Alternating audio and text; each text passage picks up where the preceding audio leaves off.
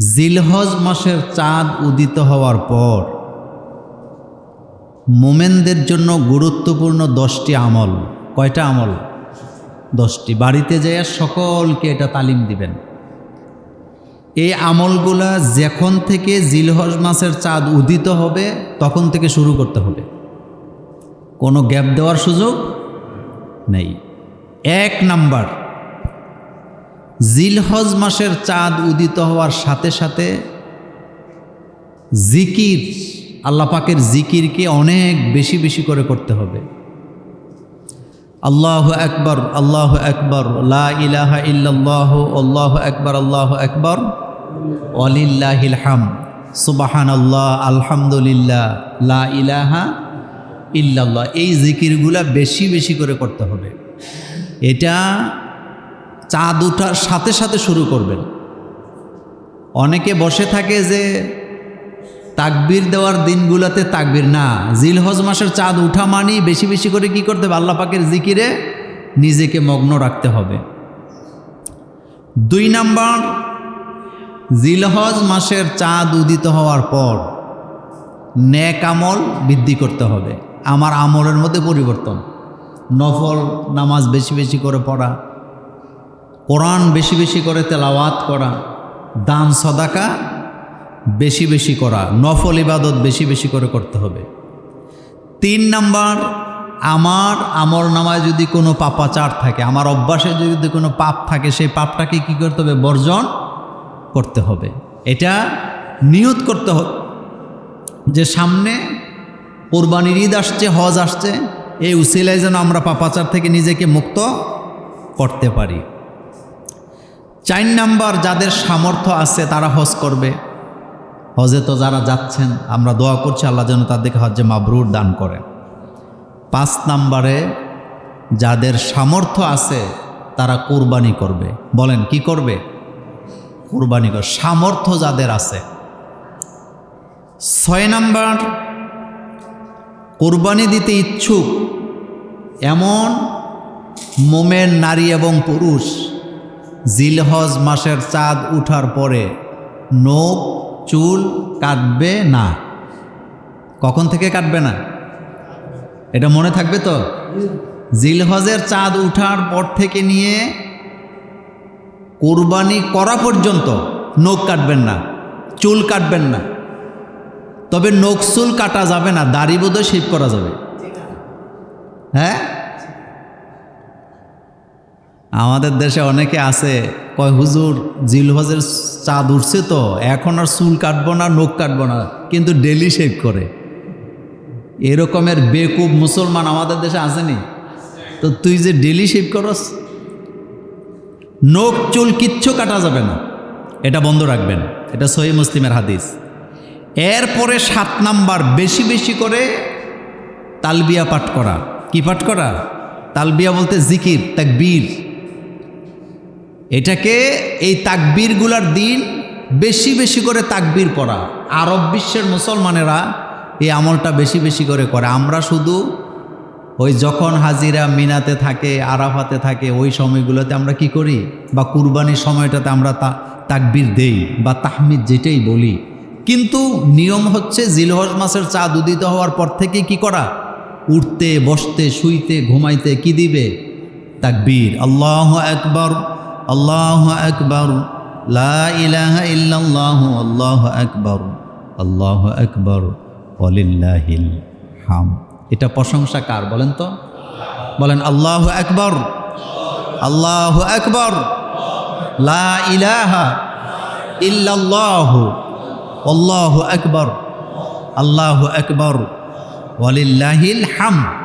এটা বেশি বেশি করে মুখস্থ করে ফেলবেন। আল্লাহু আকবার, আল্লাহু আকবার, লা ইলাহা ইল্লাল্লাহ, আল্লাহু আকবার, আল্লাহু আকবার, ওয়ালিল্লাহিল হামদ। 8 নাম্বার, আরাফাতের দিনে রোজা রাখা। কোন দিন রোজা রাখবেন? এই আরাফাতের দিনে রোজা নিয়ে আমাদের বাংলাদেশে যথেষ্ট ধাক্কাধাক্কি আছে। রোজাটা রাখবে কবে? আরাফাতের রোজা আরাফাতের দিনেই রাখবে। বলেন আরাফাতের রোজা কবে রাখবে? এই আলোচনা আমি বহুবার এর আগে করেছি, আজকে ওই আলোচনায় যেতে চাই না। তবে আরাফাতের রোজা আরাফাতের দিনেই কি রাখবেন। 9 জিলহজে রোজা রাখা যায়। 9 জিলহজে কি রাখা যায়? আমাদের দেশের সমস্যাটা হলো আমরা যেদিন রোজাটা রাখি ওই দিন অলরেডি হাজিরা কোথায় চলে যায়? কুরবানি করতে চলে যায়। এই জন্য পরামর্শ থাকবে সংক্ষেপে, আপনি 2টা রোজা রাখবেন। কয়টা রোজা রাখবেন? আমাদের দেশের 8 এবং 9 চাঁদের, তাইলে আরাফাও পাইলেন, 9 তারিখও পাইলেন, তাইলে আর ধাক্কাধাক্কি হলো না। আর এমনিতেও কোরবানির ঈদের আগে নফল রোজা রাখা কি সুন্নত। তাইলে বিতর্কে না গিয়ে রোজা কয়টা রাখা উচিত? 8 তারিখে রাখলে আরাফাতের দিন হাজিদেরকে পাইলেন। আরাফাতের দিনে যে ব্যক্তি রোজা রাখবে আল্লাহ রাসূল বলছেন তার আগে পরে 1 বছরের গুনাহ আল্লাহ তাকে মাফ করে দিবে। এরপরে 9 নাম্বার, আরাফাতের দিনে রোজা। 9 নাম্বার আমল হলো নিজেকে কুরবানির জন্য তৈরি করা, কুরবানির পশু কিনা, কুরবানির জন্য নিজেকে কি করা? তৈরি করা। 10 নাম্বার, ঈদের নামাজ ঈদগাহে যাইয়া আদায় করা। কোথায় যায় আদায় করা? ঈদের নামাজ খোলা মাঠে পড়া সুন্নত। যদি বৃষ্টি থাকে, দুর্যোগপূর্ণ আবহাওয়া থাকে, তাইলে আপনি মসজিদে যেয়ে পড়তে পারেন, এতে কোনো অসুবিধা নাই। কিন্তু ঈদের নামাজ কোথায় পড়া সুন্নত? ঈদগাহে, তবে খোলা মাঠে, সামিয়ানা দিয়া না। এটা সামিয়ানা দেই আমরা, দেয় কি না? সামিয়ানা দেওয়া উচিত না, এটা খোলা থাকবে, খোলা মাঠে ঈদের নামাজ হবে। এবং ঈদের নামাজে নারীদের জন্য, বাচ্চাদের জন্য ব্যবস্থা থাকবে। আমাদের দেশে আমরা যখন ওয়াজ করি, মাসালা বলি, তখন আমরা বলি কি যে নামাজের কাতার প্রথমে দাঁড়াবে পুরুষেরা, তারপরে দাঁড়াবে বাচ্চারা, তারপরে দাঁড়াবে মহিলারা। এই কথা আমরা বলি নাকি বলি না?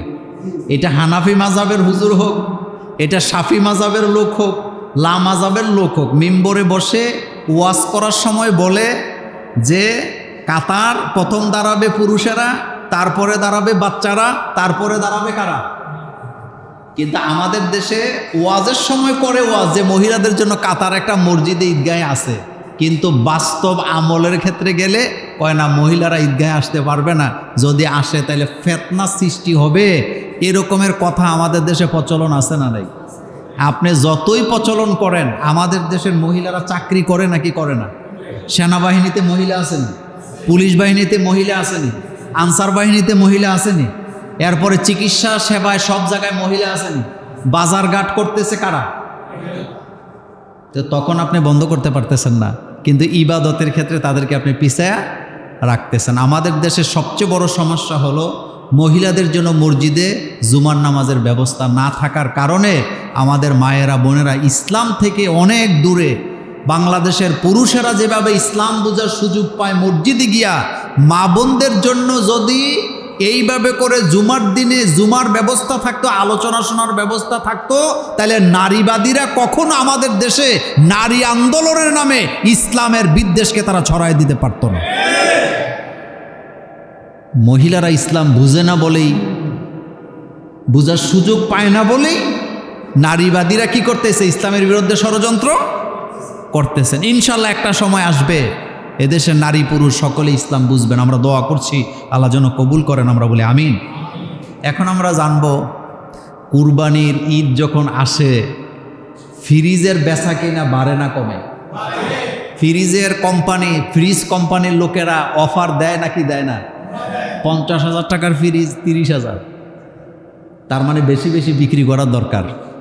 আর আমাদের দেশে কুরবানির ঈদ আসলেই ডিপ ফ্রিজ বলেন আর ফ্রিজ বলেন, এগুলা কিনা বেচা কিনার একটা দুম কি পরে কি পড়ে না? কেন পড়ে বলেন তো? কারণ সামনে কুরবানির ঈদ, গোস্ত রাইখা খাবে কেমনে? শোনেন, কুরবানির গোস্ত রেখে খাওয়া জায়েজ আছে, কিন্তু আগে কথাটা বুঝেন। ইসলামের প্রথম দিকে রাসূলুল্লাহ সাল্লাল্লাহু আলাইহি ওয়াসাল্লাম যখন সমাজে দেখলেন কুরবানি দাতা কম, কিন্তু কুরবানি দিচ্ছে না এমন সংখ্যা কি বেশি, তখন রাসূল অর্ডার করলেন যে তোমরা কুরবানির গোশতকে 3 দিনের বেশি রেখে খেও না। তার মানে এটা কেন করলেন? যাতে করে যারা কুরবানি দিতে পারে নাই তাদের ঘরে যাতে কুরবানির গোশত যায়। সুবহানাল্লাহ। আমার রাসূল যে কতটা মানবিক ছিলেন এবং সামাজিক ছিলেন। রাসূল তখন দেখলেন কুরবানিদাতা কম, যার কারণে রাসূল অর্ডার করলেন 3 দিনের বেশি খাইও না। তার মানে 3 দিনের বেশি খাইও না মানে গোশতটা কি করো? গরিবদেরকে দিয়ে দাও, 3 দিনের মতো রেখে বাকিটা দিয়ে দাও। কিন্তু যখন সমাজ পরিবর্তন হলো, ইসলামী শাসন ব্যবস্থার কারণে মানুষের অর্থনৈতিক উন্নয়ন হলো, এখন রাসূল দেখলেন কুরবানি দাতা বেশি। কুরবানি দাতা কি? তো গোশত কি ফেলে দিবে নাকি? না। এখন রাসূল বললেন তোমরা যতদিন ইচ্ছা তাকে সংরক্ষণ করে খাও। গত বছর আমি আলোচনাটা করেছিলাম, আজকে এটা ব্যাখ্যা দিতে চাই না, শুধু এতটুকু বলবো, কুরবানির গোশত আপনি সংরক্ষণ করতে পারবেন যতদিন এটাকে ভালো রাখা যায়। গোশতের স্বাদ, গন্ধ বা মজা, রং, এটাকে সংরক্ষণ করতে হলে প্রথম পদ্ধতি হলো মশলা মাখাইয়া রোদে শুকাইয়া এটা খাওয়া। এটা জায়েজ আছে? বলেন, এটা কি আছে? জায়েজ আছে। এটা আমাদের দেশের লোকেরা আগে করত। আমাদের মা বোনেরা আগে গোশতটাকে মশলা দিয়ে কি করতেন? মাখাইয়া হালকা জাল দিয়ে এটাকে কি করতেন? রোদের মধ্যে শুকাইতেন। এটা আবার আলাদা একটা কি আছে? টেস্ট। এটা আলাদা একটা মজা আছে। এটা জায়েজ আছে। নাম্বার 2, আপনি ফ্রিজে ততক্ষণ সংরক্ষণ করতে পারবেন যতক্ষণ আপনি এটা রাখতে পারেন, কোনো সমস্যা না। কিন্তু কেউ কেউ মনে করে এই বছরের কুরবানি ঈদের গোশত দিয়ে আগামী বছর খাইতে বললে সওয়াব বেশি। এটা একটা কুসংস্কারী কথা, এটা একটা বাজে কথা। এই কথার সাথে ইসলামের কোনো সম্পর্ক নেই। তবে আপনি যতদিন সংরক্ষণ করতে পারেন আপনি ততদিন কি করবেন? সংরক্ষণ করবেন। এতে নাজায়েজের কিছু না। এই ব্যাপারে অনেক হাদিস সহিহ মুসলিম, তিরমিজিতে, আবু দাউদে আসছে, মাসনাদে আহমদে আসছে, বিভিন্ন ধরনের হাদিস, অনেকগুলো হাদিস এই ব্যাপারে আসছে। তাহলে আমরা জানলাম 3 দিনের বেশি কুরবানির গোশত রেখে খাইলে কোনো গুনাহ কি নেই। তবে এইবার আসেন গুরুত্বপূর্ণ আরেকটা কথা বলি, সেটা হলো কুরবানির গোশত কয় ভাগে ভাগ করবেন? এটা নিয়ে ধাক্কাধাক্কি আসেনি? আমাদের দেশে প্রচলিত বহুল একটা আমল 3 ভাগে ভাগ করে। 1 ভাগ নিজেরা খায়, আরেক ভাগ আত্মীয় স্বজনের জন্য রাখে, আরেকটা ভাগ গরিব মিসকিনকে দেয়। এই ভাগটা উত্তম, তবে এটা সুন্নত না, এটা জরুরিও না। এটা কি না? ওয়াজিবও না, ফরজও না, এটা জরুরিও না। আপনি যদি চান অল্প কিছু রেখে বেশিরভাগ অংশ গরিব মিসকিনকে দিয়ে দেন, আবার আপনি যদি চান বেশি রেখে অল্প কিছু গরিবকে দিলেন, কিন্তু 3 ভাগ সমান সমান করেই দিতে হবে, এই কথা কোরআন হাদিসের কোথাও বলা হয় নাই। আপনি কম খাবেন বেশি দিবেন, অথবা বেশি খাবেন কম দিবেন, এতে কোনো গুনাহ কি নেই। কিন্তু মূল বিষয়টা হলো আল্লাহ পাক বলছেন ফাকুলু মিনহা, তোমরা এই কুরবানির গোশতগুলা খাও, কুরবানি থেকে তোমরা কি করো? খাও। ওয়া আতইমুল বাইস, তোমরা এরপরে আল ফাকির, আল্লাহ পাক বলছেন তোমরা নিজেরা খাও, পরিবার পরিজনকে খাওয়াও, দুস্থ মানুষকে খাওয়াও, আরেকটা হলো আত্মীয় স্বজনকে খাওয়াও, আর কি মিসকিনকে তোমরা খাওয়াও। তাহলে এখানে 3টা কথা উল্লেখ আছে। আল্লাহ পাক প্রথমে বলছেন ফাকুলু মিনহা, তোমরা এর থেকে কি করো? খাও। এরপরে বলা হয়েছে বায়েস, আত্মীয় স্বজনকে খাওয়াও। এরপরে বলা হয়েছে ফকির মিসকিনকে খাওয়াও। কিন্তু সমান সমান ভাগ করতে হবে, এ কথা কোরআন হাদিসের কোথাও বলা হয় নাই। তাহলে আমরা জানলাম হয় কম খাবেন বেশি দিবেন, অথবা বেশি খাবেন কম দিবেন, কোনো সমস্যা নেই। তবে 3টা ভাগই যদি করেন, আপনার যদি এটা আত্মায় কুলায়, সাহসে কুলায় যে না আমি 3টা ভাগ করে 1 ভাগ নিজে খাবো, বাকি 1 ভাগ আত্মীয় স্বজনের বাড়িতে পাঠাবো, বাকি 1 ভাগ মিসকিন ফকিরকে দিব, তাহলে এটা হলো উত্তম। আপনি এটা করতে কি পারেন, কিন্তু করাটা বাধ্যতামূলক না। এখন গুরুত্বপূর্ণ একটি বিষয় জানবো, সেটি হলো কুরবানি কবুলের শর্ত হলো 6টা। বলেন কয়টা? কুরবানিটা কবুল হচ্ছে কি না কীভাবে বুঝবেন? কুরবানি কবুলের শর্ত 6টা। প্রথম কথা হলো ইখলাসের সাথে কুরবানি করতে হবে আল্লাহ পাকের খুশির জন্য। আল্লাহ রাব্বুল আলামিন বলছেন, ওমা উমিরু ইল্লা লিয়াবুদুল্লাহা মুখলিসিনা লাহুদ্দিন। তোমরা আল্লাহ পাকের আনুগত্য করো একনিষ্ঠভাবে। একনিষ্ঠভাবে বলতে বোঝানো হয়েছে আল্লাহকে রাজি খুশি করা ছাড়া কারো উদ্দেশ্যে কোরবানি করা যাবে না। রাজি খুশি কার জন্য? গোস্ত খাওয়ার জন্য নয়, মানুষকে দেখানোর জন্য নয়, মানুষে বলবে বড় গরু কুরবানি দিছে এগুলোর জন্য নয়, বরং কুরবানি দিবেন কার জন্য? আল্লাহকে খুশি করতে। গোস্ত এটা হলো আল্লাহ পাকের পক্ষ থেকে আমাদেরকে দাওয়াত। আল্লাহ তো দাওয়াত দিছেন যে কুরবানির ঈদের দিন যদি কেউ রোজা রাখে, রোজা হবে? বছরে কয়দিন রোজা রাখা যায় না বলেন তো? 5 দিন। মাশাআল্লাহ, আপনারা জানেন। তাইলে ওমা উমিরু ইল্লা লিয়াবুদুল্লাহ মুখলিসিনা লাহুদ্দিন, ইখলাসের সাথে কি করতে হবে? গোলামি করতে হবে। হুনাফা ওয়া ইউকিমুস সালাতা ওয়া ইউতুজ যাকাত ওয়া যালিকা দীনুল কাইয়্যিমা। ইবাদত, নামাজ কায়েম, যাকাত, সঠিক দিন, এটাই হচ্ছে সঠিক দিন, করতে হবে আল্লাহ পাকের জন্য। কুল ইন্না সলাতি ওয়া নুসুকি ওয়া মাহইয়ায়া ওয়া মামাতি লিল্লাহি রাব্বিল আলামিন। কার জন্য করতে হবে কুরবানি? 2 নাম্বার, কুরবানি করতে হবে রাসূল কারীম সাল্লাল্লাহু আলাইহি ওয়াসাল্লামের সুন্নাহ অনুযায়ী।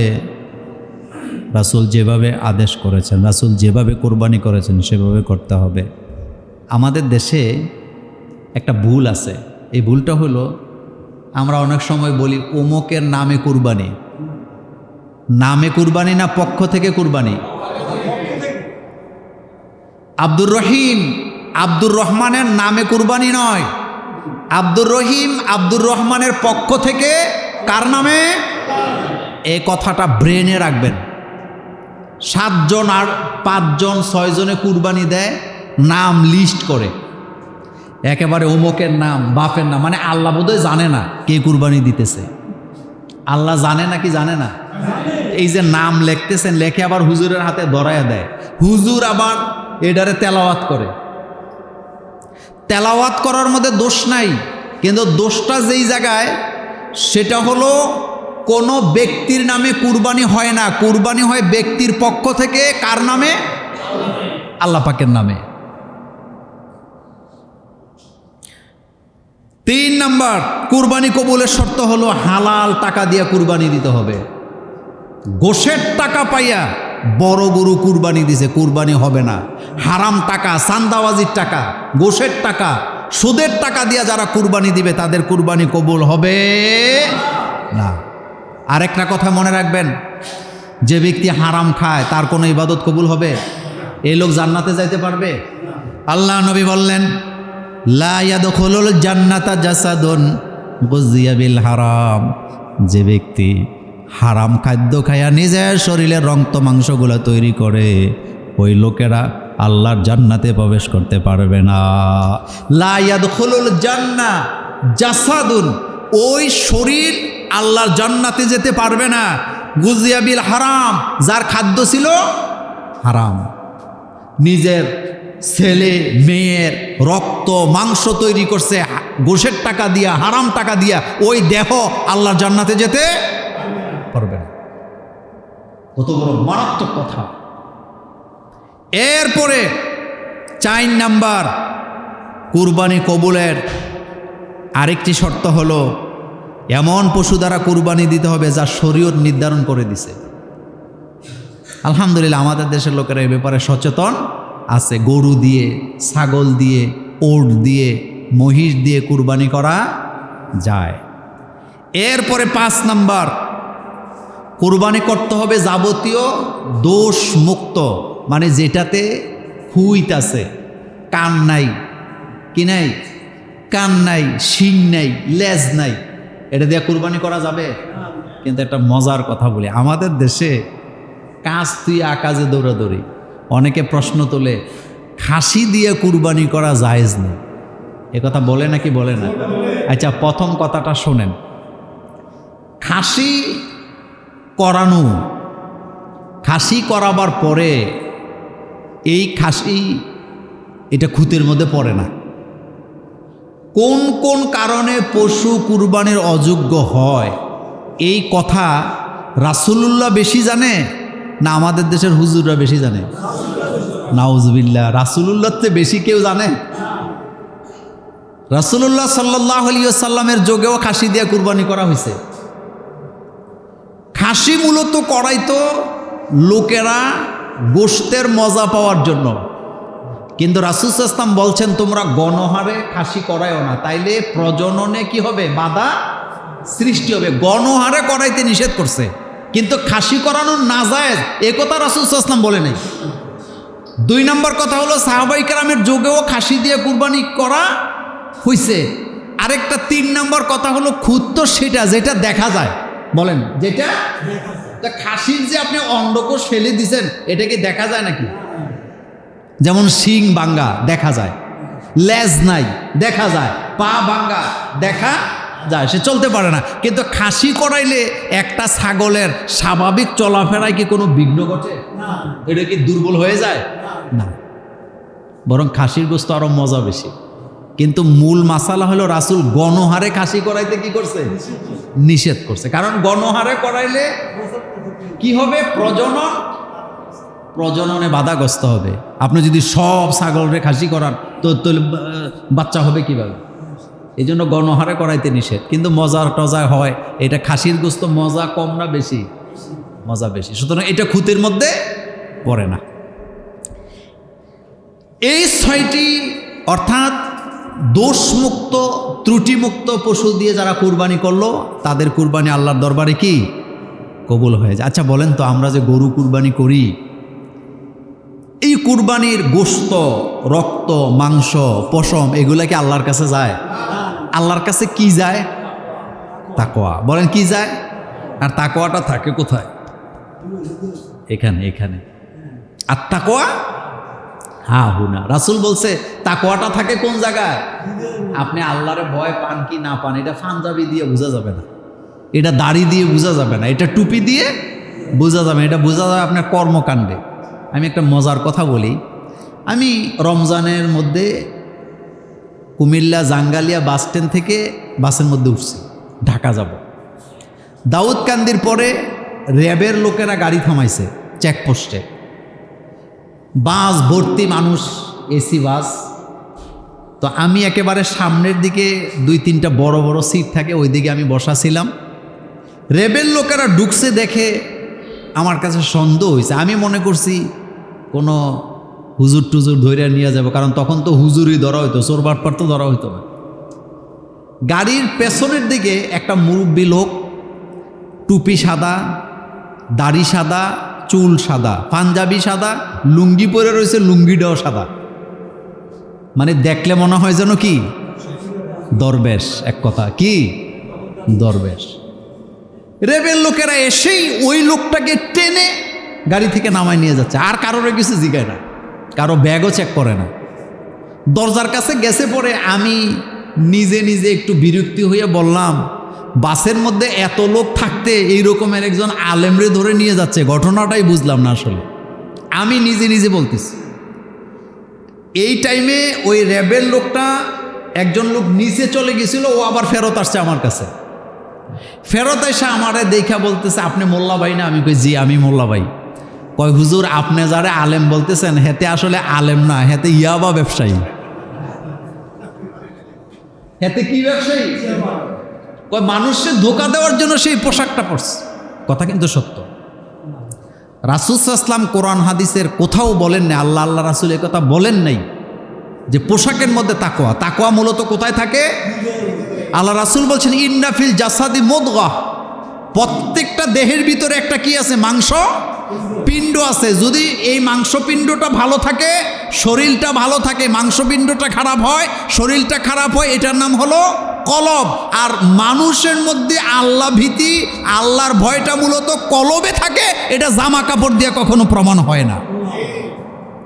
দাড়ি রেখা সুদের ব্যবসা করে এরকমের লোক আসেনি? দাড়ি রাখার পরে গোশ খায় এরকমের লোক আসেনি? দাড়ি রাখার পরে মানুষের উপরে জুলুম করে এরকম লোক আসেনি? তো এটা কি তার দাড়ির দোষ, না তার মধ্যে তাকওয়ার অভাব? তাকওয়ার অভাব, এই কথাটা মনে রাখবেন। এই জন্য কোরবানি করার পরে তাকওয়াটাই আল্লাহর কাছে কি যায়। শোনেন, এখন আমরা জানব কুরবানির 10টি গুরুত্বপূর্ণ মর্যাদা আছে। বলেন কয়টা? 1 নাম্বার, রাসূল করিম সাল্লাল্লাহু আলাইহি ওয়াসাল্লাম কুরবানি করেছেন মদিনাতে যাওয়ার পর। যত বছর রাসূল জীবিত ছিলেন কোনো বছর রাসূল কুরবানি বাদ দেয় নাই। তাহলে বোঝা গেছে কুরবানিটা একটা গুরুত্বপূর্ণ ইবাদত। যাদের তৌফিক আছে তারা অবশ্যই কুরবানি করবেন। বলেছেন কুরবানির পশুর গলায় ছুরি লাগাইয়া জবে করার সময় রক্ত ফিঙ্কি দিয়ে বেরিয়ে মাটিতে পড়ার আগে আগে আল্লাহর দরবারে কুরবানি কবুল হয়ে যায়।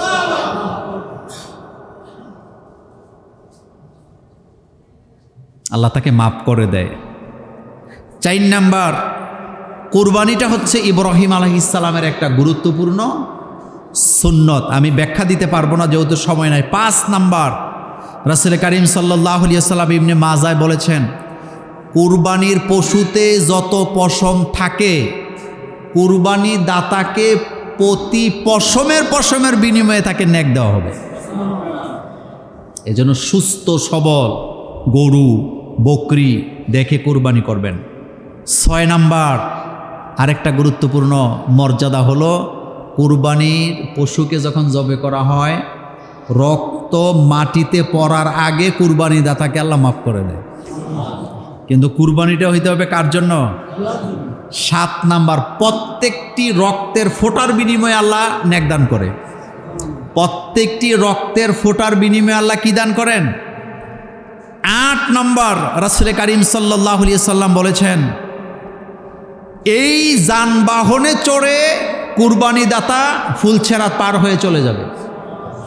সনদের ব্যাপারে অনেক ব্যাখ্যা আছে, আমি ব্যাখ্যাতে গেলাম না। 9 নাম্বার, এই কুরবানির পশু কিয়ামতের ময়দানে জাহান্নামের ডাল হয়ে জাহান্নাম থেকে কুরবানি দাতাকে বাঁচায় দিবে। 10 নাম্বার, কুরবানির পশু রক্ত হাড্ডি মাংস সব কিছু কিয়ামতের ময়দানে কি করা হবে? ওজন দেওয়া হবে। এটা সনদ সহি, ওজন দেওয়া হবে। হাসরের মাঠে আমল নামায় আমল গণা হবে না ওজন দেওয়া হবে? বলেন, জোরে বলেন, কি দেওয়া হবে? ওজন। এটা মনে রাখবেন, ওজন দেওয়া, মাপা হবে। ফা আম্মা মান সাকুলাত মাওয়াজিনুহু ফাহুয়া ফি আইশাতির রাদিয়া ওয়া আম্মা মান খাফফাত মাওয়াজিনুহু ফা উম্মুহু হাবিয়া ওয়া মা আদরাকা মা হিয়া নারুন হামিয়া। ওজন দেওয়া হবে। জান্নাত জাহান্নামের ফয়সালা হবে একটা মাত্র নেক। বলেন কয়টা? একটা। আপনার আমল নামায় গুনার দপ্তরে আছে 49টা গুনাহ। কয়টা? কিন্তু নেকের পাল্লায় আছে 51টা। আপনি জান্নাতে চলে যাবেন। পৃথিবীতে পরীক্ষা দিলে পরীক্ষা পাশ করতে কমপক্ষে কত পাওয়া লাগে? আমাদের বাংলাদেশে 33 বা 50-এ পরীক্ষা 18 পাইতে হয়, একটা নির্দিষ্ট সংখ্যা দেয়া থাকে। কিন্তু জান্নাত জাহান্নামের ফয়সালা হবে শুধু কয়টা নেক? একটা। ওজন দেওয়া হবে। এই জন্য নেকের পাল্লা ভারী হলে কোথায় চলে যাবে? আর যদি হালকা হয় তাহলে হাবিয়া। বলেন কোথায়? হাবিয়া। ওমা আদরাকা মা হিয়া নারুন। এটা জাহান্নামের একটা কুণ্ডুলি। জাহান্নামের সকল শাস্তির কথা আল্লাহ কোরআন হাদিসে বলে নাই। আল্লাহ পাক বলছেন ইন্না জাহান্নামা কানাত মিরসাদা। জাহান্নাম হলো একটা গোপন ফাঁদ। এটার মধ্যে কি পরিমাণ শাস্তি দেওয়া হবে সকল কথা আল্লাহ পাক বলেন নাই। ইন্না জাহান্নামা কানাত মিরসাদা লিত্তাগিনা মাআবা লাবিসিনা ফিহা আহকাবা লা ইয়াযুকুনা ফিহা বারদা ওয়ালা সারাবা। জাহান্নাম এক ভয়ানক ফাঁদ, এটা একটা জাহান্নামের কুণ্ডুলি, আগুনের কুণ্ডুলি। অনেকে মনে করে জাহান্নামে যাব আবার জান্নাতে চলে যাব, না। জাহান্নামের 1 সেকেন্ডের আযাব সহ্য করার ক্ষমতা কারো নেই। আছে? আমাদের আছে নাকি? নেই। সেজন্যে কুরবানির ব্যাপারে কথা হলো, কুরবানি দিতে হবে কার জন্য? কুল ইন্না সলাতি, পড়েন সবাই, কুল ইন্না সলাতি ওয়া নুসুকি ওয়া মাহইয়ায়া ওয়া মামাতি লিল্লাহি রাব্বিল আলামিন। কুল, নবী আপনি বলেন, ইন্না সলাতি ওয়া নুসুকি, আমার নামাজ আমার কুরবানি কার জন্য? আল্লাহ পাকের জন্য। আমার জীবন আমার মরণ কার জন্য? আল্লাহ পাকের জন্য। সেজন্যে আল্লাহকে খুশি করার জন্য কুরবানি করা। এখন আসেন, আমাদের দেশে কুরবানি আর আকিকা একসাথে দেয় নাকি দেয় না? এই কথাটা আলোচনা করে আমি প্রশ্নগুলো নেব। কুরবানির সাথে আকিকা দিবেন কি দিবেন না, এটা নিয়ে আমাদের দেশে ধাক্কাধাক্কি আছে। ধাক্কাধাক্কিতে যাওয়ার আগে আমি একটা কথা বলি, সেটা হলো কুরবানি আর আকিকার হুকুম দুইটা দুই রকমের, একটার সাথে আরেকটার হুকুমের কোনো মিল নেই। নাম্বার 2, কুরবানির সাথে আকিকা রাসূল সাল্লাল্লাহু আলাইহি ওয়াসাল্লাম নিজে দেন নাই, সাহাবায়ে কেরামও দেয় নাই, খোলাফায়ে রাশেদাগণও দেন নাই। কুরবানি বছরে একবার আসে, বলেন কয়বার? একবার আসে। মালদারের জন্য কুরবানি করা ওয়াজিব। আকিকা বাচ্চা জন্মের সাথে সম্পর্ক, আকিকার সাথে মালদার হওয়ার কোনো সম্পর্ক নাই। যারই বাচ্চা হবে সে আকিকা দিবে। বলেন, যার কি হবে সে কি দিবে? আকিকা কেন দেয়? বাচ্চার বালা মুসিবত দূর করার জন্য। বলেন, আকিকা কেন দেয়? আমাদের দেশে বাচ্চার খতনা আর আকিকা একসাথে হয়, তো তখন এটা বাচ্চা আছে নাকি? ফতুয়া দেয় যে রাসূল সাল্লাল্লাহু আলাইহি ওয়াসাল্লাম নিজের আকিকা নিজে করছে। আচ্ছা, রাসূলের আকিকাটা করবেটাকে আপনি বলেন তো? রাসূল সাল্লাল্লাহু আলাইহি ওয়াসাল্লাম তো সবসময় নিষ্পাপ। বলেন, রাসূল সবসময় কি? নিষ্পাপ। রাসূল সাল্লাল্লাহু আলাইহি ওয়াসাল্লামের আকিকা দেওয়ার সাথে রাসূলের জীবনের কোনো সম্পর্ক নাই। রাসূল আকিকা দিয়ে আমাদেরকে গুরুত্ব বুঝিয়ে গেছে। আর আকিকা দিতে হবে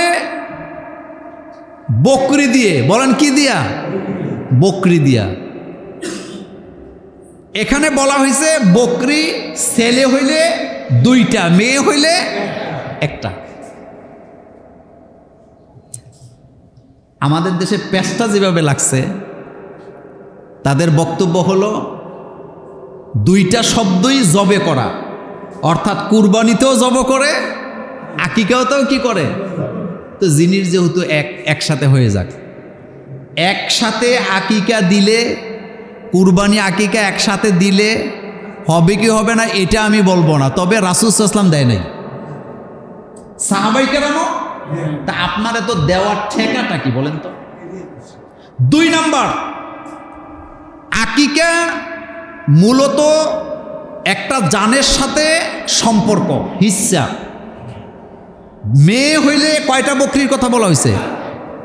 1টা। ছেলে হইলে কয়টা? কেন বলা হয়েছে বলেন তো? কারণ বাপের সম্পত্তিতে ছেলের ভাগ কয়টা? মেয়ের।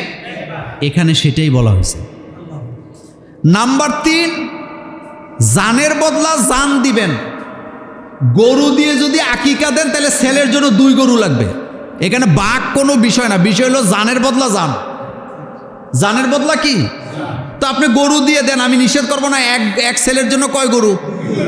2 গরু। 1 মেয়ের জন্য 1 গরু দিবেন। আপনি বলবেন যে তাইলে কুরবানি তো ভাগে দেয়, কুরবানি ভাগে কেন আসছে আগে হেডা জানেন? হেডা তো জানার চেষ্টা করলেন না। বাঘ আর জান 2টা কি এক জিনিস? অবশ্যই না। একটা গরুর জান কয়টা? একটা ছাগলের জান কয়টা? একটা। ব্যাখ্যা দিলাম না, যেহেতু জুমার আলোচনা, এত সময় পাবো না।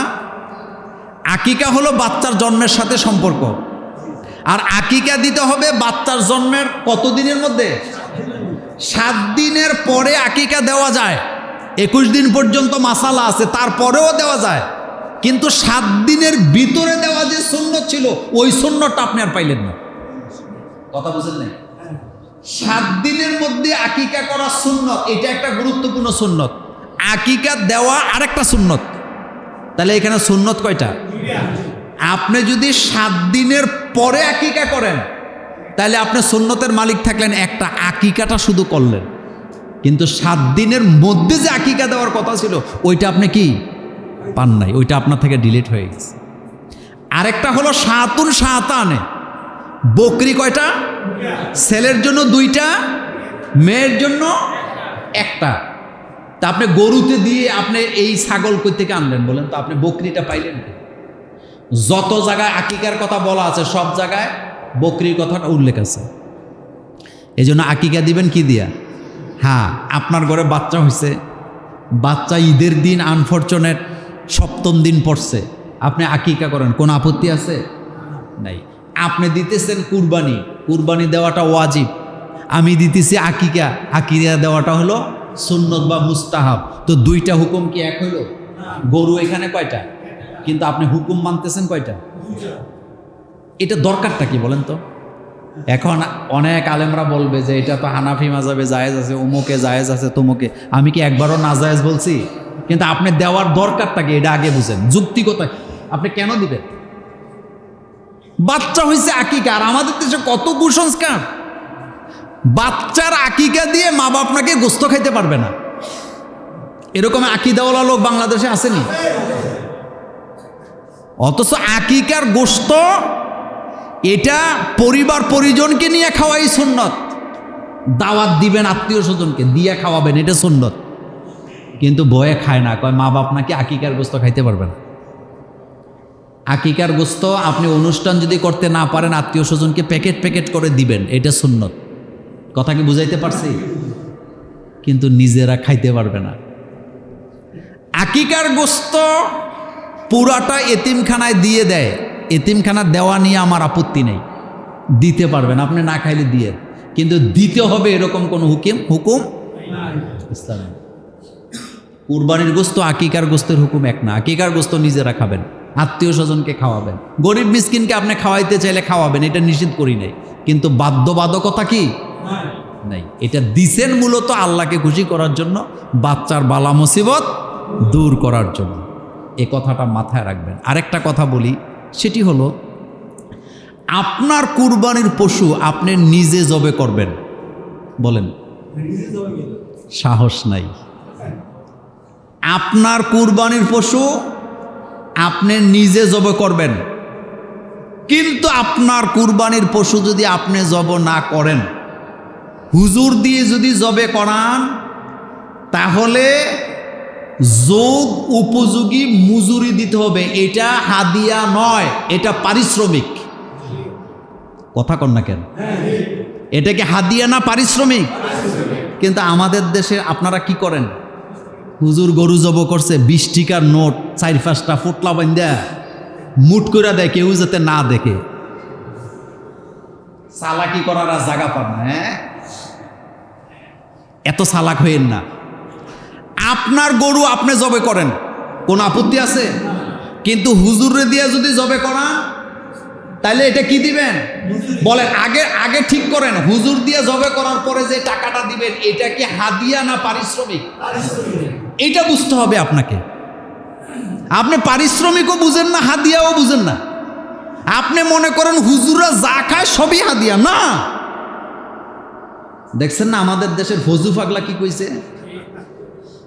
হেতে জানেই না হাদিয়াটা কি আর পারিশ্রমিকটা কি। আমাদের দেশের একজন নেতা কয়েকদিন আগে বলছে এদেশের হুজুররা নাকি সৎকা টৎকা খায় অথবা হাদিয়া খায়া জান বাঁচায়। আচ্ছা, আপনারা যারা আমার সামনে আছেন কথাটা একটু জোরে বলবেন। 1 নাম্বার কথা, আমাদের দেশে চান্দাবাজি করে হুজুররা না নেতারা? আমাদের দেশে টেন্ডারবাজি করে হুজুররা না নেতারা?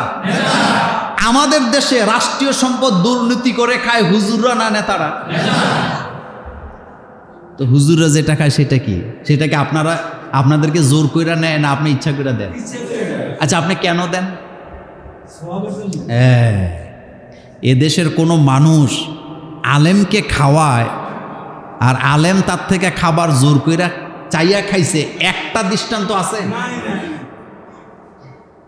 আমি আপনাদের এখানে জুমার নামাজের পরে খাই না, আসতে কয়। আমি কি এটার জন্য আপনাদেরকে চাপ দিছি, নাকি এটা থেকে আরো বাঁচতে চাইছি? আপনারা জোর করে খাওয়াইছেন না আমাদের? আচ্ছা, আমাদের দেশে একটা লোক রিক্সা চালায়, তার গ্রামের হুজুরের খাবার তার ঘরে মাসে একবার, 2 মাসে একবার আসে। আচ্ছা, আপনারা বুকে হাত দিয়ে বলেন তো, যেদিন হুজুরের খাবার আসে ওই লোকটা কি নর্মাল খাবারের আয়োজন করে, না তার ইচ্ছা মতো সে মুরগি টুরগি কিনা বিরাট একটা আয়োজন করে? কেন আয়োজনটা করছে? ডক্টর আব্দুল্লাহ জাহাঙ্গীর স্যার রাহিমাহুল্লাহ তিনি একটা চমৎকার কথা বলছিলেন। তিনি বলছিলেন, এই বাংলাদেশের ইতিহাসে একজন হুজুরও এদেশের কোনো রাস্তাঘাটের ইট খায় নাই, বালি খায় নাই, সিমেন্ট খায় নাই, চাঁদাবাজি করে নাই, টেন্ডারবাজি করে নাই। এরপরও যত দোষ সব কাদের?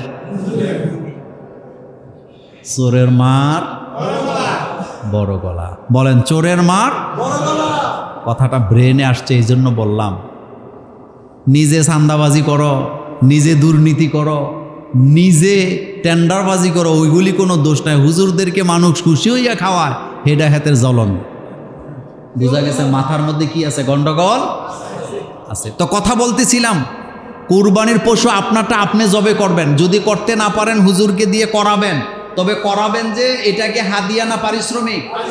এটাকে মুট করে দিবেন না যোগ উপযোগী দিবেন? এটা যেন মনে থাকে। নাম্বার 2, যারা আপনার গরুটা ধরে দিল, যারা এটা কুটলো কাটলো, তাদেরকে কুরবানির গোশত দেওয়া যাবে, তবে সেটা শুধুমাত্র কুরবানি করে নাই বিদায় সেজন্য দেওয়া যাবে। কিন্তু পারিশ্রমিক হিসাবে কুরবানির গোশত থেকে কুরবানি দেওয়া যাবে না। না না, আগে তার বেতন পরিশোধ করবেন।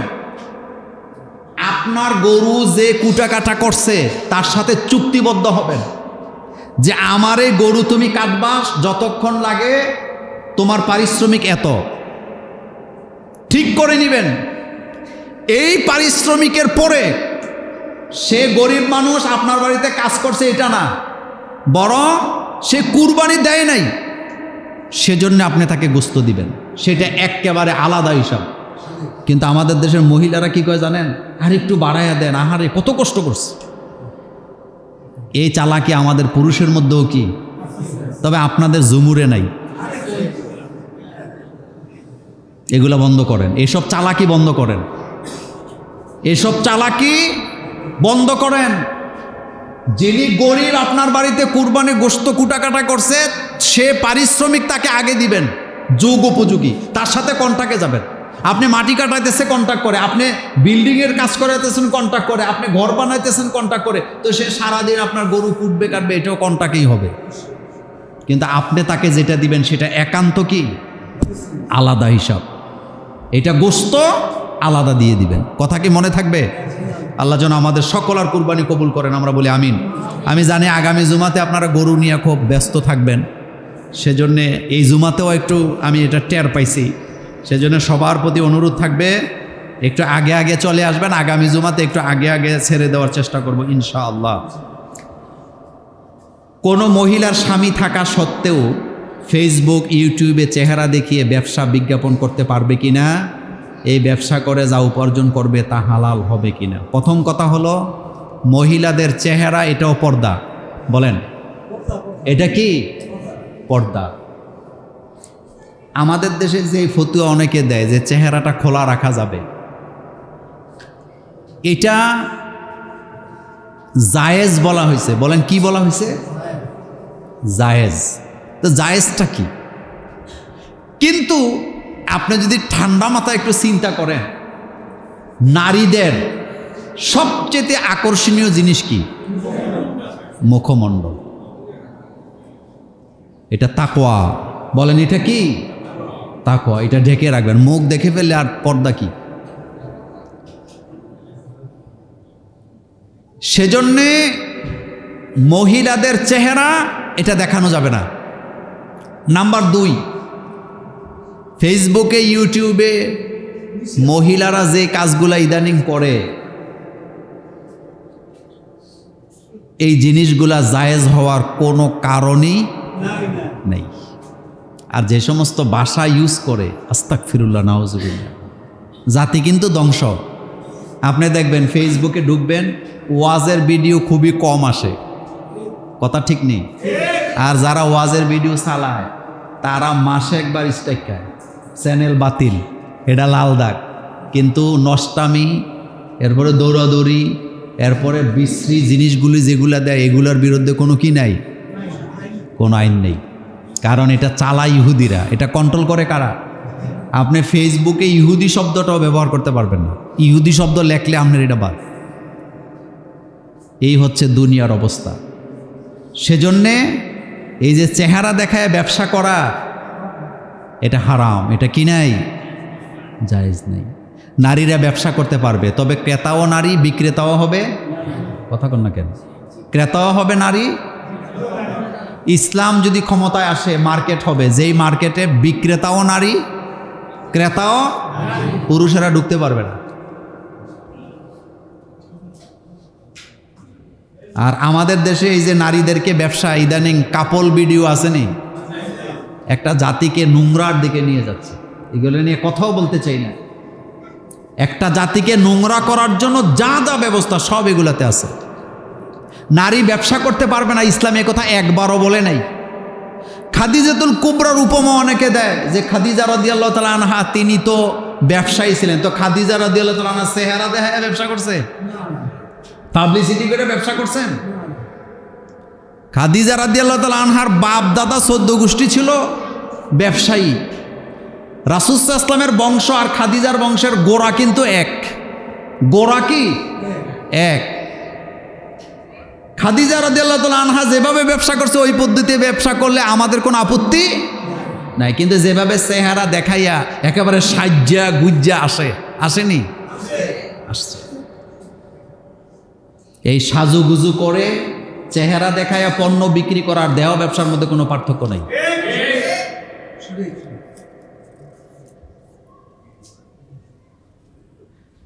একজন বক্তা বলেছেন তাহিরিকে বানাইতে আল্লাহর 30 বছর সময় লাগছে।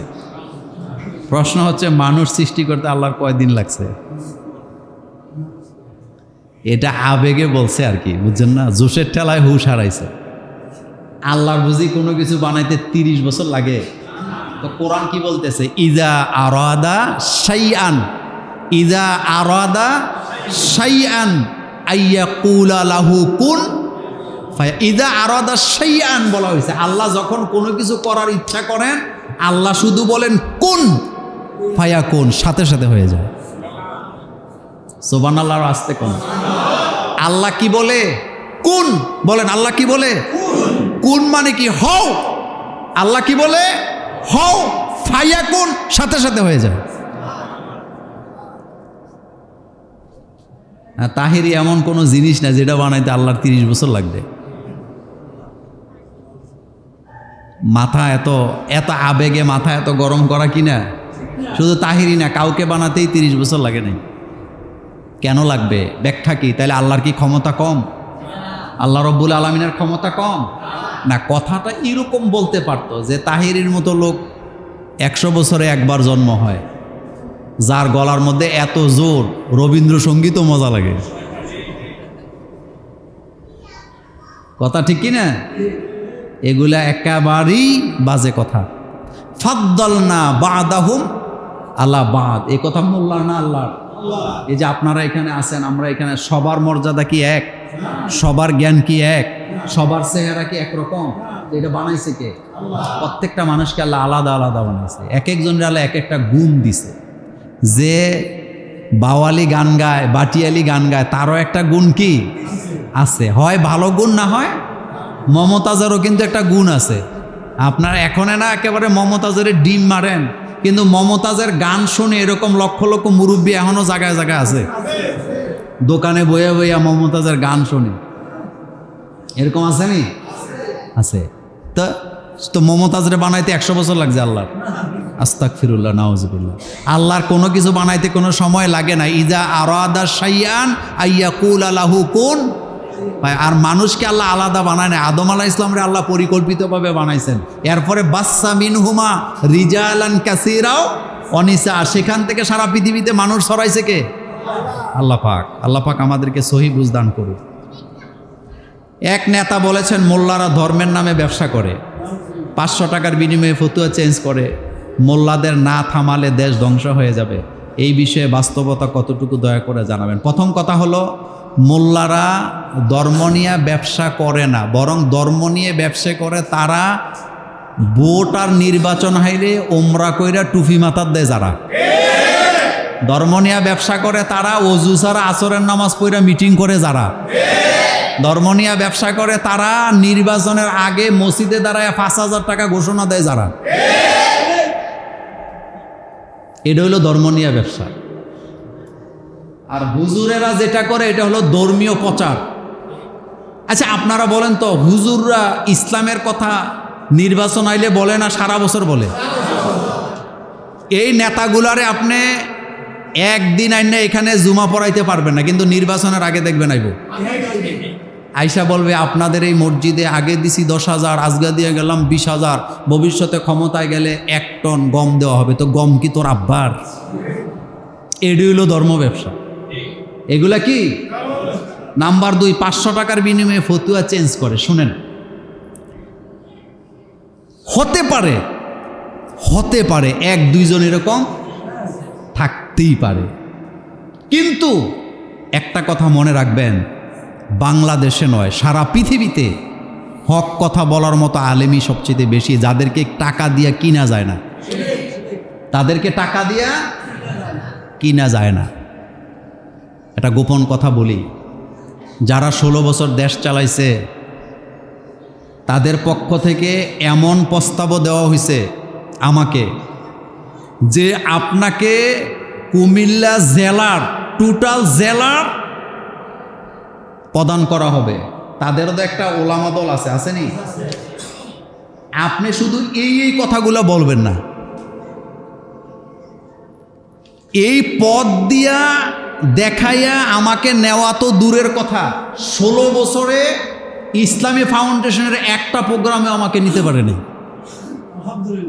কারণ যেখানে চাটুকারিতা করা হয় সেখানে প্রোগ্রাম করা তো দূরের কথা, ওই জায়গায় আমরা মোল্লা নাজিমরা ইমামতিও করি না। 500 টাকা নয়, তোমার মতো নেতা 5,000 কোটি টাকা দিয়া আমাদেরকে খরিদ করার ক্ষমতা তোমার নাই। কারণ আমরা বিক্রি হয়েছি একজনের কাছে। এটা কোরআনে আসেনি? এ কথা কোরআনে আসেনি? ইন্নাল্লাহ হাশতারা, কোন সূরার আয়াত? কোন সূরার আয়াত এটা? সূরা তাওবা। বলেন কোন সূরা? মোমেনের জান এবং মালের বিনিময়ে আল্লাহ তার কাছে জান্নাত বিক্রি করে দিছে। তাহলে আমরা বিক্রি হয়েছি কার কাছে? আল্লাহ পাকের কাছে। সুতরাং এগুলা একেবারেই বাজে কথা। এরপর একটা কথা বলছে, মোল্লাদের না থামাইলে ধ্বংস হয়ে যাবে দেশ। দেশ ধ্বংস হইব কি লিগা? মোল্লারা কি গাড়ি ঘোড়া ভাঙ্গে? হ্যাঁ, বাড়িঘর দখল করে? কারা করে এগুলা? আপনাদের গুমতি নদীতে বালি চুরি হয়নি? কোন হুজুরে বালি চুরি করছে বলেন?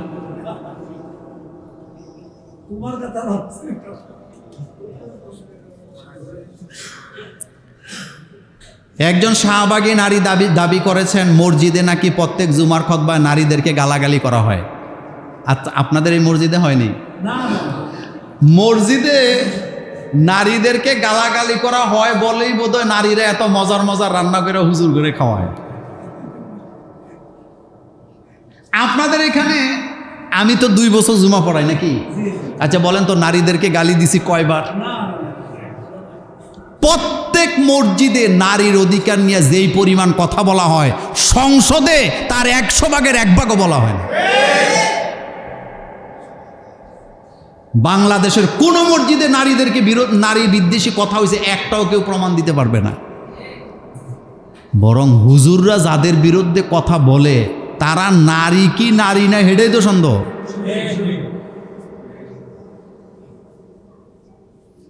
আচ্ছা আপনি বলেন তো, নারী পুরুষ আলাদা আলাদা বানাইছে কে? নারীদের কি সম্মান আল্লাহর কাছে কম না বেশি? আমি আপনাদেরকে একটা কথা বলি, মেয়ে কন্যা সন্তান জন্ম হইলে যেই মর্যাদার কথা রাসূলুল্লাহ বলেছেন, ছেলে সন্তান জন্মের পরে এই মর্যাদার কথা কি কোনো হাদিসে এইভাবে আসছে? না। রাসূল বলেছেন যার ঘরে একটা মেয়ে তার ঘরে কয়টা জান্নাত? ছেলের ব্যাপারে এমন কথা আসেনি? আচ্ছা, জান্নাত কি বাপের পায়ের নিচে না মায়ের পায়ের নিচে? একটা কথা মনে রাখবেন, যার যেখানে যেই মর্যাদা দেওয়ার দরকার আল্লাহ সেটাই দিছে। নারী হিসাবে আল্লাহর সৃষ্টিতে তাদের অনন্য মর্যাদা রয়েছে, যেটা তারা নিজেরা বুঝে না। নিজেরা কি বুঝে না, এই জন্য তাদেরকে বুঝতে হবে নারীর মর্যাদা ইসলাম কতটুকুন দিয়েছেন। যতটুকুন দিলে পরে তাদের কোনো আফসোস, শোনেন, এই নারীগুলা যখন জান্নাতে যাবে তাদের কোনো আফসোস থাকবে না। এই ব্যাখ্যা আরেকদিন আলোচনা করব। তবে একটা কথা মনে রাখবেন, আমাদের দেশের কোনো মসজিদেই নারী বিদ্বেষী কথা হয় না। এবং বাংলাদেশে যদি আপনি লিস্ট করেন সবচেয়ে বেশি নিরাপদে আছে ইসলামপন্থীদের স্ত্রীরা। বাংলাদেশের কোনো আলেম যৌতুকের জন্য বউ পিড়াইয়া বাপের বাড়িতে পাঠাইছে এমন প্রমাণ আপনাদের কাছে আছে নাকি?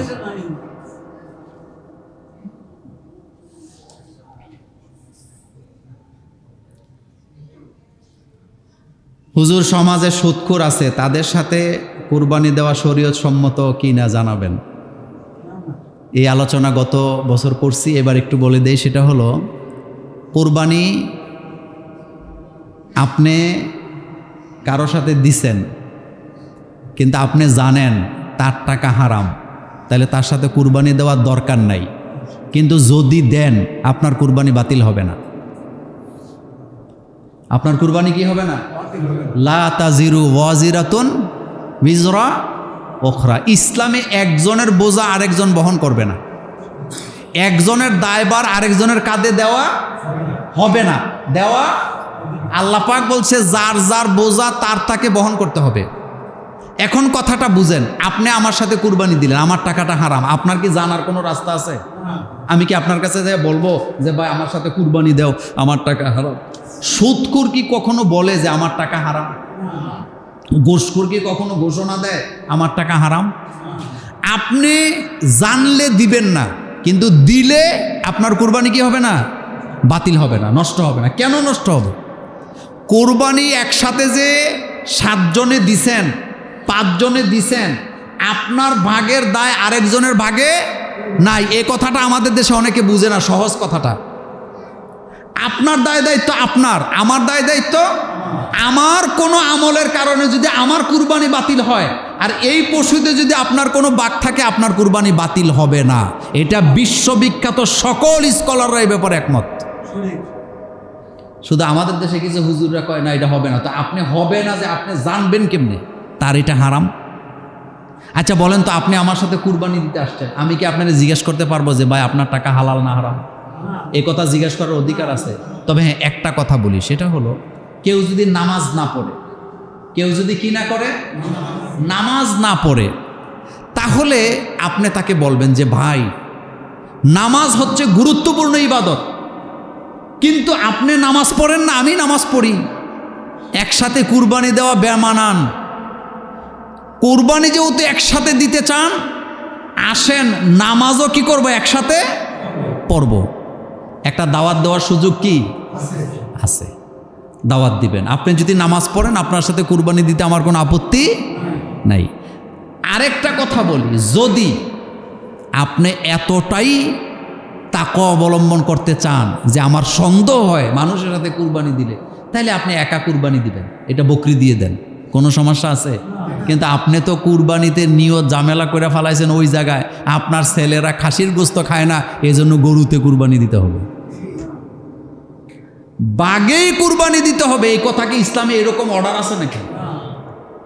বাঘে কুরবানি, শরিকানায় কুরবানি দিবেন কখন? যখন আপনি কুলাইতে পারতেছেন না, তখন আপনি একটা গরু 7 জন 5 জন 3 জন 4 জনে মিলে দিলেন। কিন্তু আপনি একা দিলে সবচেয়ে উত্তম হবে, সেটা হোক বকরি। আর একটা বকরি পুরা এক পরিবারের পক্ষ থেকে কি যথেষ্ট। এজন্য সুদখোর ঘুষখোরের সাথে জাইন্ডা বুজ্জা কুরবানি দেওয়ার কোনো দরকার নাই। তবে যদি দিয়ে দেন তাহলে আপনার কুরবানি কি হবে না, বাতিল হবে না। হুজুর, আমাদের এলাকাতে একটি কবরে প্রায় রাত্রে আগুন জ্বলে, যা আমার নাবালক ছেলে দেখতে পায়, কিন্তু আমরা দেখি না। এর কারণ কি হতে পারে? প্রথম কথা হলো এখানে গ্যাস টেস্ট থাকতে পারে, আমি জানি না। 2 নম্বর কথা হলো কবরের আযাব মানুষ দেখার কোনো সুযোগ নেই। আছে না, কোনো সুযোগ নেই। কবরে কি হয়, কবরের আযাব কি হয়, এটা আল্লাহ ছাড়া দুনিয়ার মানুষ দেখার কোনো সুযোগ নেই। আমাদের দেশে আমাদের আকীদার মধ্যে ঝামেলা আছে। একটা মানুষ মারা গেছে, তার কবর করতেছে, এমন বৃষ্টি, প্রচণ্ড বৃষ্টি, কবরটা ঠিকমতো করা যায় নাই। কবরে পানি কি করে সিঁচে তারপরে মাটি দিছে। অনেকে মনে করে লোকটা ভালো ছিল না, এজন্য শান্তিতে মাটিও দেওয়া গেছে না। এটা 100% কুসংস্কার। এটা কি, বরং হাদিসে উল্টাভাবে আসছে। কোন আল্লাহর প্রিয় বান্দা যখন মারা যায়, আকাশে বৃষ্টি হয়। আকাশে কি হয়? আকাশ থেকে বৃষ্টি। কোন একটা মানুষ মারা গেছে, তার জানাজা পড়া যাচ্ছে না, দুর্যোগের কারণে জানাজা পড়া যাচ্ছে না, বৃষ্টির কারণে। এখানে দোষের কিছুই নাই। কিন্তু আমাদের দেশে এটারে কি মনে করে, কারো কবর করতেছে, কবরে পানি পাইছে, কয় তার কবরে পানি পাওয়া গেছে, লোকটা ভালো ছিল না। তো পানি কি ভালো লক্ষণ না খারাপ লক্ষণ? এই আকীদাগুলি আমাদের মধ্যে আছে। দোকানের মধ্যে আইসা রাস্তাঘাটে কয় অমুকরে মাটি দিতে পারে নাই, তো কবরে পানি চলে আসছে। তো কবরে পানি চলে আসছে, আপনার সমস্যা কি? কবর ভাঙ্গা পড়ছে। তো কবর যদি বালি মাটির হয়, এটা কবর কুড়ার পরে ভাঙ্গা পড়ার সম্ভাবনা আসেনি? এটার সাথে ব্যক্তির আমলের কোনো কি নাই, কোনো সম্পর্ক নাই। কবরে যদি আগুন জ্বললেও থাকে, গ্যাসের কারণেও তো মাটিতে আগুন জ্বলেনি? পৃথিবীতে একটা দেশ আছে আজারবাইজান, কি নাম? আজারবাইজানের শত শত জায়গার মধ্যে আগুন জ্বলে। পৃথিবীতে একটা দেশ আছে ইন্দোনেশিয়া, কি, ওখানে বিভিন্ন জায়গায় আগুন জ্বলে। তা আপনি কি বলেন? আর মাটির নিচে যে আগুন আছে, এই কথাটা কার? বিজ্ঞানীদেরও কথা, আল্লাহরও কি কথা। সুতরাং আগুন জ্বলছে মানে ওই লোকটা খারাপ, লোকের কবরে আযাব হচ্ছে, এরকমের আকীদায় বিশ্বাস করার কোনো কারণ নেই। কবরের আযাব দেখা যায় না। আরেকটা কথা বলে রাখি, আমাদের দেশে মানুষ ভয়েতে অনেক কিছু দেখে যেটার কোনো অস্তিত্ব নেই। একা একা ঘরের মধ্যে শুয়ে আছে, ইঁদুর খটখট করে, হাতের কাছে মনে হয় ভূত চলে আসছে। এরকম ভয় আপনারা জীবনে বোধহয় পান নাই। কই এই ঘরে তো ঘুমান যায় না। কয় কেন? কয় ঘরে যে অবস্থা, কত কিছু বাস করে। সকালবেলা বাতি জ্বালা দেয় ইঁদুর, বিড়াল, এরকম আসেনি? এই ভয় আমরা বাঙালিরা এই ভয়ে ভীতু। মাশাল্লাহ দিলে ঘর থেকে বাইরে হয় না, রাস্তা দিয়ে হাঁটলে কি গায়? গান গায়। এগুলা কিছুই না। আপনি ঘুমের আগে কোরআন তেলাওয়াত করবেন। 2 ভাই প্রবাসে থাকা, আর্থিক সমস্যার কারণে একজনের পক্ষ থেকে কুরবানি দিয়ে সেই মাংস 2 ভাগ করা যাবে কিনা? প্রথম কথা হলো, চুলা যদি একটা হয় তাহলে একটা বকরি যথেষ্ট। বলেন কয়টা? কিন্তু চুলা যদি 2টা হয়, একজনে কুরবানি দিবে আর গোস্ত 2 ভাগ করবেন, এটা হবে না। এমনিতে আপনি একজনের পক্ষ থেকে কুরবানি দিয়ে তাকে গোস্ত দেন, কোনো অসুবিধা আছে? কিন্তু বাগাবাগির কথাটা আসে কেন? বাগাবাগির কথাটা তখন আসে যখন দিলের মধ্যে কি আছে? সমস্যা আছে। সমস্যা নাইলে সব কথা না বললাম। চুলা যদি একটা হয়, কুরবানি কয়টা যথেষ্ট? একটা। চুলা যদি 2টা হয়, এক কুরবানি দিয়া 2 ভাগ করবেন, হবে। আর আপনি ভাইয়ে ভাইয়ে এত বাগাবাগির দরকার কি? একসাথে খান, একসাথে রান্না করেন, একসাথে রান্না করে নেন, কোনো অসুবিধা আছে? কিন্তু গোস্ত 2 ভাগ করতে হবে কেন? এই ভুলটা আমরা অনেকেই কি করি। এটা করার কোনো দরকার নেই। একটা প্রশ্ন আছে, ডক্টর ইউনূস পদত্যাগ করার সিদ্ধান্ত নিচ্ছেন। তিনি যদি পদত্যাগ করেন তাহলে বাংলাদেশের ভবিষ্যৎ কোন দিকে যাবে?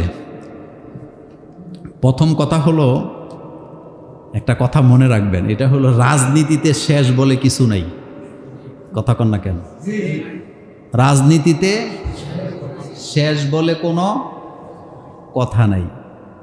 কারণ রাজনীতিবিদ যারা, তারা মিনিটে মিনিটে ফল্টি লয়। কথা কন না কেন? সেকেন্ডে সেকেন্ডে কি লয়? এই জন্য রাজনীতিবিদদের বিশ্বাস করতে একটু সাবধানে করেন। 2 নম্বর কথা হলো, বর্তমানে যিনি দেশটা চালায় ডক্টর ইউনূস, তিনি কিন্তু আসলে রাজনীতিবিদ না। তিনি কি রাজনীতিবিদ? এবং তার সাথে যত উপদেষ্টা আছে তারাও কি না রাজনীতিবিদ না। যার কারণে রাজনীতিবিদদের রাজনীতির বক্তব্য সহ্য করার মতো ক্ষমতা তাদের নাই। আপনি দেখবেন রাজনীতিবিদ যখন বিপদে পড়ে তখন বলে এটা আমার রাজনৈতিক বক্তব্য। তো রাজনৈতিক বক্তব্য কি তোমার জীবনের থেকে আলাদা ছিল? না, কিন্তু এটা কেন বলতেছে? বিপদে পড়া বাঁচার জন্য বলে।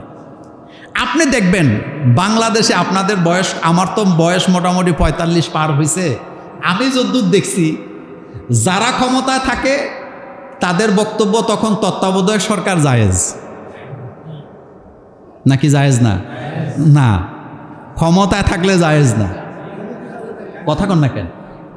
তত্ত্বাবধায়ক সরকার ক্ষমতা থাকলে কি না? আবার তারা যখন বিরোধী দলে যায় তখন তত্ত্বাবধায়ক সরকার ফরজ। একথা সত্য না মিথ্যা? আমি তখন ছাত্র, আমি যদ্দূর দেখছি আপনারা তদ্দূর কই। বিএনপি ক্ষমতায় আসছে 91-তে, মনে আছে আপনাদের? আসার পরে তত্ত্বাবধায়ক সরকারের মাধ্যমে আসছে, আসার পরে তত্ত্বাবধায়ক সরকার বাতিল, এটা দিয়ে নির্বাচন হবে না। 96-তে আওয়ামী লীগ ক্ষমতায় আসছে, আসার পরে আবার আওয়ামী লীগ তত্ত্বাবধায়ক সরকার কি বাতিল।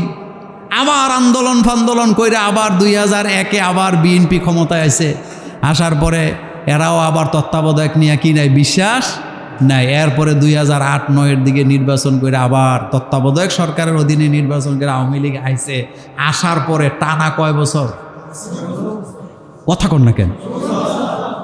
তো রাজনীতিতে শেষ বলে কিছু আসেনি। রাজনীতির বিদদের বক্তব্য আপনি যদি দলিল মনে করেন আপনি বোকা, কারণ এগুলা সাফাবাজি ছাড়া কিচ্ছু না।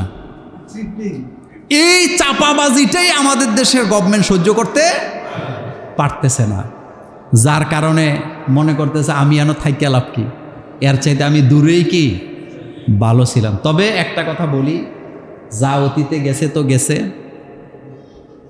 একটা কথা মনে রাখবেন, ডক্টর ইউনূস যদি পদত্যাগ করে বাংলাদেশে এত সংকট তৈরি হবে যেই সংকট থেকে বের হওয়া কঠিন। আর বাংলাদেশে যত সংকট দেখেন সব সংকটের মূলে হলো ভারত। কারা? এটা মনে রাখবেন। আপনি যে ঘরে বাইয়ে বাইয়ে ঝগড়া করতেছেন, এই ঝগড়াটা মিট হোক না, এটা আপনার পাড়া প্রতিবেশী সর্দাররা চায় না। আপনি মিলতে চাইলেও আপনার বাইরে আপনার সাথে কি করবে? লাগাই দিবে। এটি বুঝতে হইলে আপনার ব্রেন লাগবে, ঠান্ডা মাথায় বুঝতে হবে। ভারত এই দেশকে কখনো শান্তিতে থাকতে দিবে না। আর ভারত কখনো এই দেশে ইসলামকে মাথা চাড়া দিতে দিবে না। আপনি মানেন চাই না মানেন, এটা আপনার ব্যক্তিগত ব্যাপার। কারণ এই দেশ দুর্বল থাকলে ভারত লাভবান। পৃথিবীর কোনো দেশ দুর্বল হলে ভারতের লাভ নাই, কিন্তু বাংলাদেশ দুর্বল থাকলে ভারতের লাভ আছে। আপনারা যারা ভারতে গেছেন আমার সাথে পার্সোনালি কথা বলবেন। বাংলাদেশের কোনো মানুষ ভারতে গিয়া শান্তিতে হোটেল পাইছে, হোটেলে বুকিংয়ে পাইছে, মর্যাদা নিয়ে বাস করছে, একটা প্রমাণও আপনি দিতে পারবেন না। চিকিৎসার জন্য গিয়া লাঞ্ছিত হয়েছে। আমাদের দেশে একজন সাংবাদিক ছিল মুন্নিশা, আপনাদের মনে আছে? মুন্নিশা ঠান্ডা হয়েছে কবে জানেন? হ্যাঁ, ভারতে একটা সফরে গেছিল সে প্রধানমন্ত্রীর সাথে। যাওয়ার পরে হোটেলে শান্তি পায় নাই, ঘুমায়া শান্তি পায় নাই, খানা পায় নাই, লাঞ্ছনা বঞ্চনা খাইয়া এরপরে বুঝছে যে এতদিন কার দালালি করলাম, তারা তো আসলে আমাদের বন্ধু না। এখন আর মুন্নিশারে দেখেননি? আপনি এখনো ইউটিউবে সার্চ দিলে তার এই বক্তব্য পাবেন। সে লাইভে আইসা বলছে যে এখানে 1.5 পয়সার দাম আমাদের নাই। শোনেন, রাষ্ট্র পররাষ্ট্রনীতিতে আপনার সাথে আমার সম্পর্ক হবে ব্যবসায়িক, গিভ অ্যান্ড টেক। আপনি দিবেন আমি দেব, আমি দেব আপনি দিবেন, নাকি? কিন্তু ভারত আমাদেরকে শোষণ করার চেষ্টা করছে 54 বছর। ভারতের ট্রেন আমার দেশে দিয়ে চলবে, ভারতের ট্রাক আমার দেশে দিয়ে চলতে পারবে, ভারত আমার করিডোর ব্যবহার করতে পারবে, আমার রেল লাইন ব্যবহার করতে পারবে, আমার সমুদ্র সীমা ব্যবহার করতে পারবে, কিন্তু আমি ভারত থেকে কিছুই পাবো না। মনে হয় যেন এটা একটা অঙ্গরাজ্য। এটা কি? আরেকটা কথা মনে রাখবেন, ভূ রাজনীতি বড় ভয়ানক। পাকিস্তানের লগে মারামারি করতে গেছিল না? এটা বলে শেষ করি, গেছিল নি? থামছে নি? কথা কন না কেন? থামছে নি? এমনি এমনি থামে নাই। আপনি দেখেন তো তাদের অপারেশনের নামগুলা। ভারত তার অপারেশনের নাম দিছে কি? সিঁদুর। কথা কন কি? মানে সিঁদুর কই দেয়? কারা দেয়? তো পাকিস্তানও কম না, পাকিস্তানও এটার নাম দিছে কি? বুনিয়ানুম মারসুস। কিন্তু আপনি কি জানেন এই শব্দটা যে কোরআনের? জানেন তো?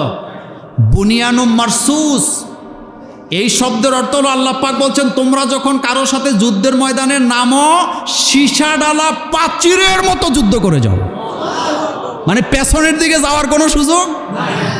ভারত যখন দেখছে সারা দুনিয়া ভারতকে বয়কট করছে, এখন কয় ঠিক আছে যুদ্ধবিরতি মানলাম। কিন্তু আমরা কখনো যুদ্ধ কি?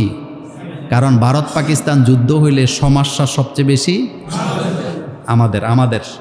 কারণ আমরা মানচিত্রিকভাবে এমন এক জায়গাতে আছি।